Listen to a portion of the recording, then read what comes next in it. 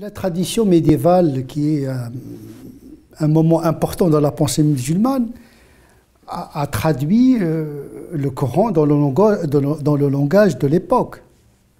Même au niveau de la dogmatique, lorsqu'on parle de date, de sifat, de l'asma, c'est emprunté des problèmes philosophiques grecs.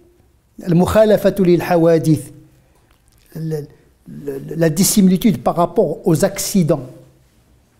C'était une terminologie ash'arite empruntée au vocabulaire grec. Mais le sens ne change pas. Peut-être le vocabulaire change. Et là, nos significations, nous devons salat, on dit la prière. Bon. Déjà, salat en arabe, il a plusieurs significations.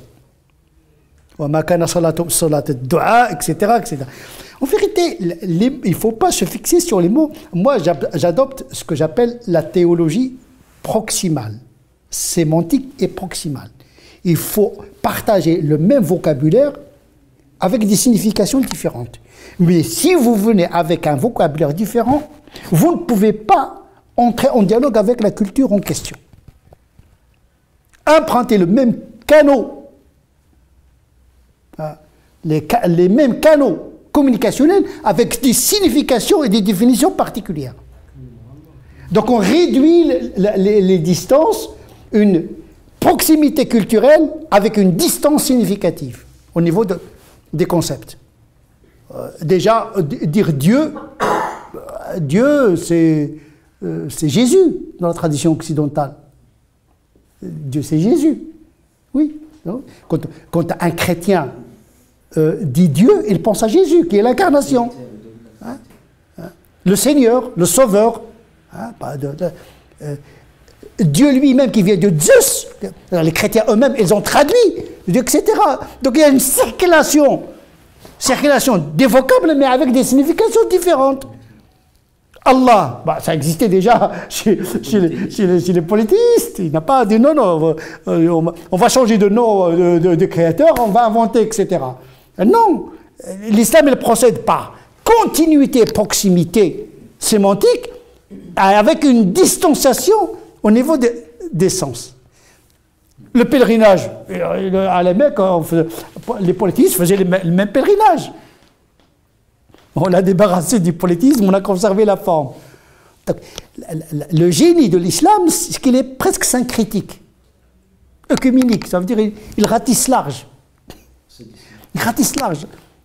Avec les polythéistes, avec les juifs, avec les chrétiens, ils cherchent toujours des points d'intersection pour pouvoir ramener les gens à des significations. Mais se cloîtrer dans un vocabulaire qui va vous isoler au niveau de la communication, au niveau des significations. Et ça, on va théoriser notre extinction théologique. Donc, quand on dit la messe, peu importe la messe, pour moi, la messe du vendredi, on sait la définition de la messe du vendredi, peu importe. Mais le français dit la messe, ils sont comme nous. Déjà, pas mal, on n'est pas des martiens, on fait la messe. Sauf que vous avez le dimanche, nous, vous avez le vendredi, on n'a pas la même chose. Mais ça, ce que j'appelle la théologie d'acculturation. Le problème aujourd'hui, c'est qu'on a une logique identitariste. Et la logique de l'identité, c'est de créer des frontières. L'islam n'obéit pas à cette logique-là. Depuis les années 80, on n'a fait que cloîtrer l'islam dans une logique identitaire. Et moi, je combats ça depuis très longtemps. On m'a insulté, il noie le poisson, il va diluer l'islam, il va le faire disparaître. Mais c'est vous qui êtes en train de le faire disparaître en l'asphyxiant dans une carapace identitariste, périmée et complètement à la marge du monde. Non, en tant que théoricien responsable, je ne peux pas me permettre de créer des ruptures par rapport à mon monde pour rester fidèle à Dieu, parce que Dieu cherche la relation. Il ne cherche pas la rupture.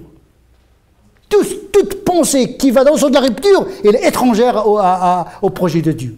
Et moi, je ne m'inscris pas dans cette logique d'enfermer mon Dieu dans une revanche, dans une vengeance, dans une crise sociétale, psychologique. Ça, on le règle autrement. Mais je n'embarque pas ma religion dans ce conflit politique, identitaire, etc.